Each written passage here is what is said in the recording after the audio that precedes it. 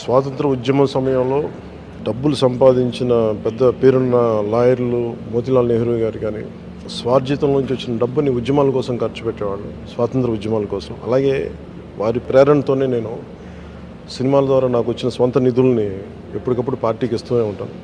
దాంట్లో భాగంగానే పార్టీ నిర్వహణ నిమిత్తం 10 కోట్ల రూపాయలు నా సొంత నిధుల్ని మా పార్టీ ట్రెజరర్ శ్రీ రత్నం గారికి అందజేశాం. ఇప్పుడు ఎన్నికల నిర్వహణ లేదంటే ఒక పార్టీని నడపడం చాలా డబ్బుతో కూడుకున్నది.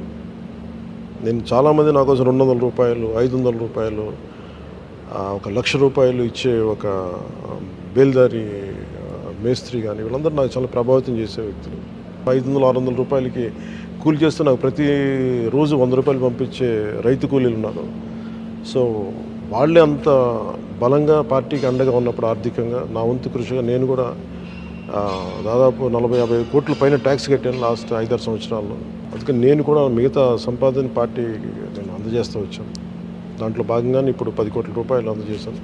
మనస్ఫూర్తిగా ఇది పార్టీకి అండగా ఉంటుంది ఈ నిధులు అని చెప్పి రత్నం గారికి తెలియజేసుకున్నాను. Thank you sir. Thank you.